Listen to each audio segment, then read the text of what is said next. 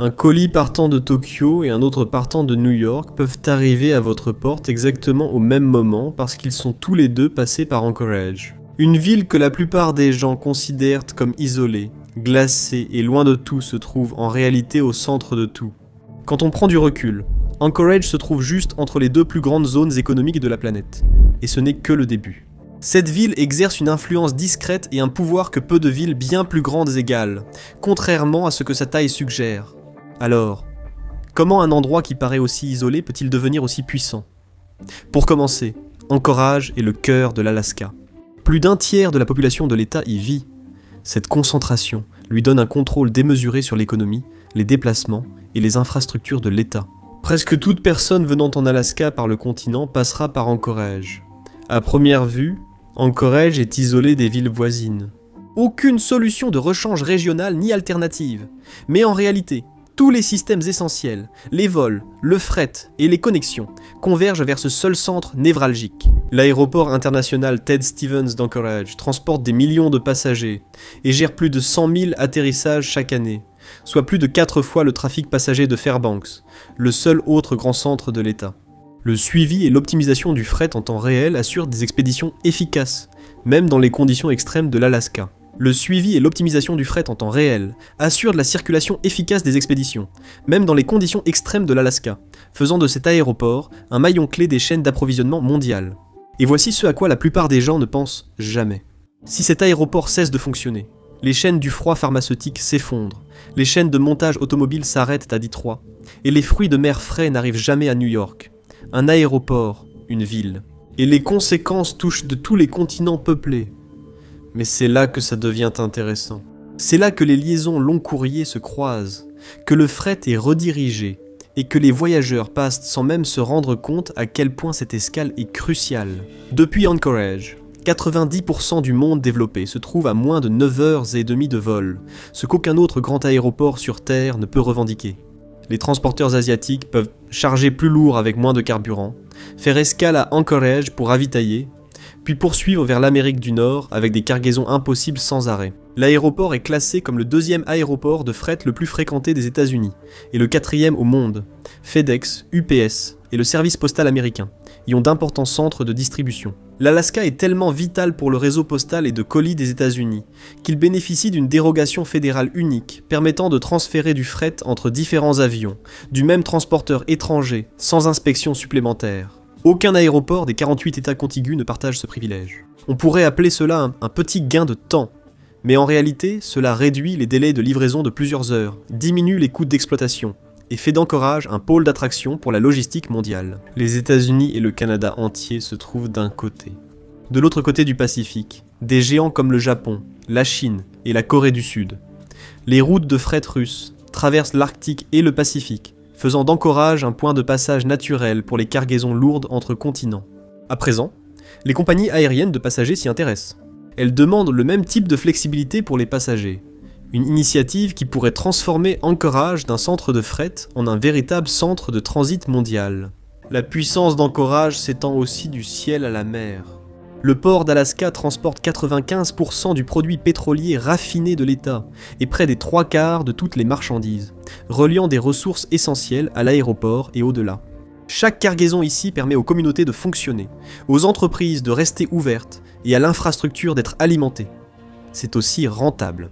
Le port d'Alaska finance son expansion et ses améliorations grâce à ses revenus, tout en versant une redevance à la ville pour soutenir le gouvernement local.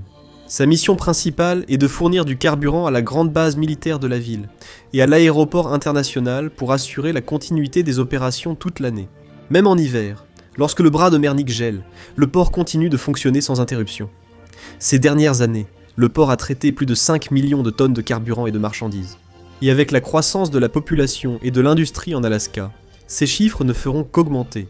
Nourrir et approvisionner l'Alaska en carburant est essentiel, car l'État produit bien plus qu'il ne consomme. En 2024, le PIB de l'Alaska était juste en dessous de 70 milliards de dollars, le pétrole et le gaz représentant la majeure partie. Le pétrole de Prudhoe Bay transite par Anchorage, et ce flux n'est pas seulement local, il est stratégique. Parce que chaque baril qui descend vers le sud renforce l'indépendance énergétique des États-Unis, réduit la dépendance au pétrole étranger, et donne au pays un meilleur contrôle sur son propre approvisionnement. Le pétrole destiné aux marchés internationaux part généralement sur des cargos en direction du Pacifique. Les marchandises plus petites et de grande valeur transitent par l'aéroport Ted Stevens. Au total, l'Alaska exporte environ 7,2 milliards de dollars de marchandises chaque année, y compris des produits comme les fruits de mer et le pétrole brut. Bien que certains petits navires et vols partent d'autres aéroports et ports maritimes, Anchorage est le seul endroit central capable de gérer l'opération d'expédition à grande échelle qu'exige la florissante activité d'exportation de l'Alaska. Il est probable que cela ne fasse qu'accélérer l'afflux de personnes venant en ville à la recherche d'un travail difficile et intense, mais stable, dans les principales industries de l'État. La plupart de l'Alaska s'arrête en hiver, Anchorage non. Avec des températures au-dessus de 0 pendant 7 à 8 mois de l'année, le port continue de fonctionner, la base reste opérationnelle, et l'aéroport continue d'assurer des vols. Et à mesure que cette période s'allonge, l'avantage d'Anchorage sur toutes les autres villes de l'État s'accroît aussi.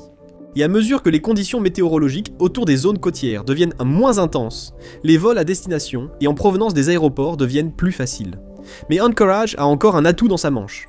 Et alors que d'autres régions peinent, elle pourrait encore en récolter les bénéfices. L'Arctique s'ouvre, les températures augmentent plus rapidement que la moyenne mondiale, les glaciers fondent, et des routes maritimes commencent à apparaître. Des zones autrefois recouvertes de pergélisol deviennent désormais de plus en plus accessibles aux activités saisonnières, et la raison de cela est évidente. L'Alaska se réchauffe à un rythme 2 à 3 fois supérieur à la moyenne mondiale. Et cela pourrait transformer l'Alaska pour les générations à venir. Depuis 1971, les températures autour d'Anchorage ont augmenté de 2 degrés Fahrenheit, tandis que le versant nord a grimpé de 6 degrés Fahrenheit. Lorsque la route maritime du Nord sera entièrement ouverte, un navire voyageant de Rotterdam à Yokohama réduira son trajet de 11 200 milles nautiques à environ 7 000 milles nautiques, économisant ainsi environ 2 semaines et des centaines de milliers de dollars par voyage. Avec la multiplication des raccourcis maritimes arctiques, chaque navire entre l'Europe et l'Asie doit passer sous la surveillance d'Anchorage. La ville devient un point d'étranglement maritime qui rivalise même avec le détroit d'Ormuz.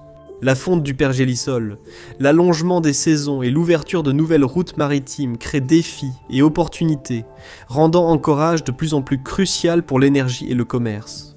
Mais cela n'est pas sans conséquences. Le pétrole et le gaz naturel sont des contributeurs majeurs au changement climatique, et l'ampleur de l'extraction ici pourrait expliquer pourquoi la région se réchauffe plus rapidement que presque partout ailleurs sur Terre. Mais ce qui est considéré comme une crise à long terme au niveau mondial pourrait, à court terme, créer de nouvelles opportunités pour les habitants. Avec la fonte des glaces et l'évolution des conditions, des ressources et routes commerciales jusque-là inaccessibles s'ouvrent, renforçant la position stratégique d'Anchorage. Mais cela pourrait faire plus que créer des opportunités. Cela pourrait changer le visage de l'État. Actuellement, l'agriculture en Alaska est extrêmement limitée.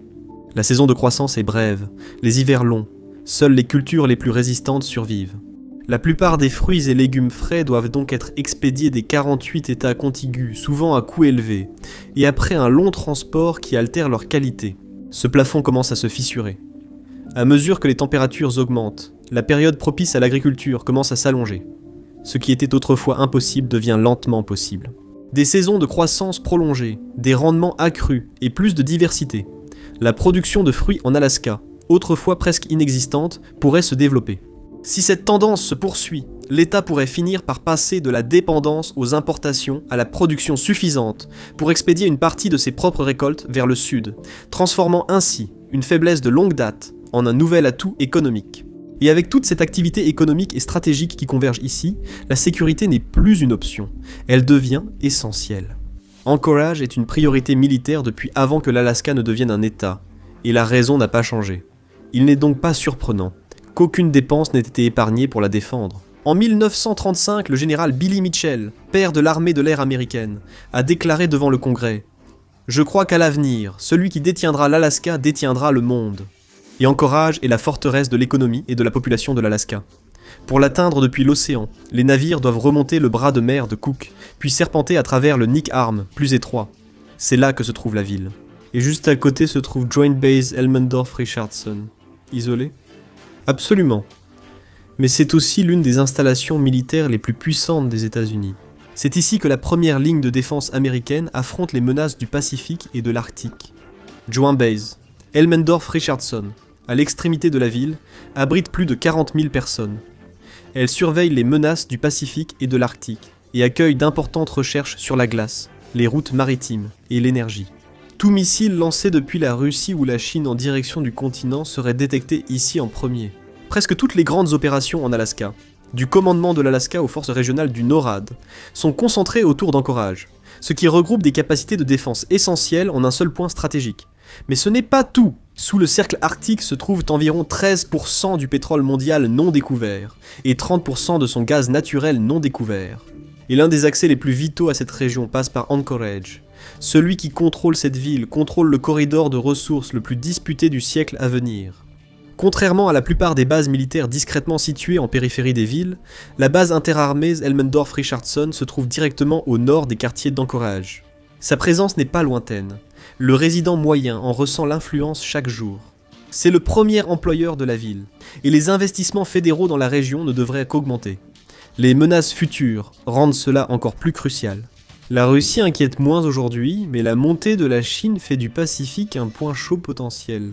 Anchorage est le contrepoids des États-Unis, un second point d'attaque, un bastion de riposte et de projection. En cas de conflit conventionnel avec la Chine, le Pacifique serait le premier champ de bataille. Hawaï serait la cible initiale évidente, rappelant l'attaque surprise de la Seconde Guerre mondiale. Alors qu'Hawaï subit la première vague, les États-Unis pourraient riposter depuis la base interarmée, Elmendorf-Richardson. Anchorage accueille également des programmes de recherche scientifique et énergétique arctique essentiels, fournissant aux planificateurs militaires et aux entreprises des données sur les conditions de glace, les routes maritimes et la disponibilité des ressources. C'est une capacité que peu de villes dans le monde peuvent égaler. Les secteurs militaires et économiques de l'Alaska travaillent de concert. La base interarmée Elmendorf-Richardson ne fait pas que dissuader les menaces potentielles.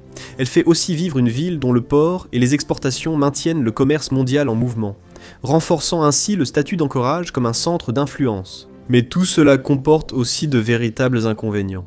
Le réchauffement des eaux menace déjà les habitats du saumon, mettant en danger l'une des industries les plus importantes de l'Alaska. Mais en même temps, les avantages potentiels sont immenses. Un accès plus facile au pétrole et au gaz naturel, des saisons d'exploitation plus longues et de nouvelles zones ouvertes à l'exploration pourraient générer bien plus de revenus que ce qui est perdu, du moins à court terme. Et toute cette activité, énergie, transport maritime, logistique, doit passer par un seul endroit. Personne ne sait exactement comment cela va se passer, mais Anchorage est déjà en position de dominer. Défense, commerce mondial, accès à l'Arctique, énergie, tout converge ici. La ville qui semblait être au bout du monde s'avère en être le centre de gravité. Anchorage ne fait pas que figurer sur la carte, elle commence aussi à la dominer. Merci de m'avoir rejoint aujourd'hui. J'espère que la vidéo vous a plu. Pour en voir d'autres, abonnez-vous et activez les notifications, cela compte vraiment. Merci encore, et je vous retrouve la prochaine fois sur ma PAC.